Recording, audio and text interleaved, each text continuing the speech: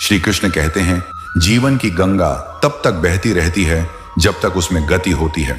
ठहराव सिर्फ पानी को सड़ा देता है और आराम इंसान को। अगर आप एक नदी को देखें तो पाएंगे कि वह हमेशा बहती रहती है।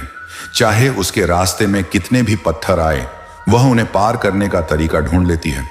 कभी उनके ऊपर से, कभी उनके किनारे से, लेकिन बहना नहीं छोड़ती। और यही बहना उसकी खूबसूरती है, उसकी जीवन शक्ति है। अगर वही नदी किसी एक जगह रुक जाए तो क्या होगा? कुछ समय बाद उसमें बदबू आने लगेगी, उसमें काई जम जाएगी और वह गंदे पानी का एक ठहरा हुआ तालाब बन जाएगी। इसी तरह हमारा जीवन भी है। जब तक हम चलते रहते हैं, सीखते रहते हैं, कोशिश करते रहते हैं, तब तक हम ताजगी और ऊर्जा से भरे रहते हैं।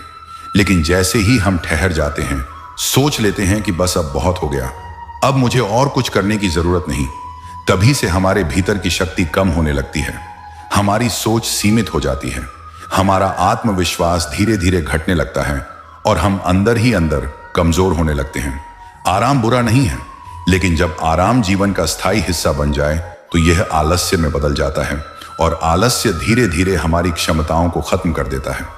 यह वैसा ही है जैसे आप एक तेज धार वाली तलवार को लंबे समय तक बिना इस्तेमाल के रख दें, वह जंग खा जाएगी। तलवार की धार को तेज रखने के लिए उसे बार बार इस्तेमाल करना पड़ता है।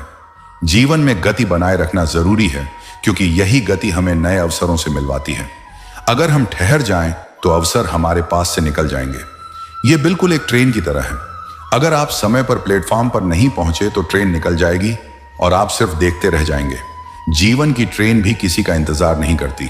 बहुत लोग सोचते हैं कि जब सब कुछ ठीक चल रहा है तो मेहनत क्यों करें, लेकिन यही सोच धीरे धीरे पीछे धकेल देती है। समय हमेशा बदलता है और अगर हम समय के साथ नहीं बदले तो दुनिया हमें पीछे छोड़ देगी। यह वैसा ही है जैसे पुराने जमाने में जिन लोगों ने नई तकनीक अपनाने से मना कर दिया, वे धीरे धीरे व्यापार और जीवन दोनों में पिछड़ गए। गति का मतलब सिर्फ दौड़ना नहीं है, बल्कि लगातार अपने आप को बेहतर बनाने की कोशिश करना है। चाहे वह आपकी सोच हो, आपकी आदतें हो या आपके सपनों को पाने का तरीका हो। अगर आप हर दिन थोड़ा थोड़ा भी सुधार करते रहेंगे तो कुछ ही समय में बड़ा बदलाव देखेंगे। दोस्तों, इस वीडियो में बस इतना ही। मैं आशा करता हूं कि आपको इस वीडियो से बहुत कुछ जानने को मिला होगा। वीडियो को लाइक और शेयर करके कमेंट में जय श्री राधे कृष्ण लिखना ना भूलें।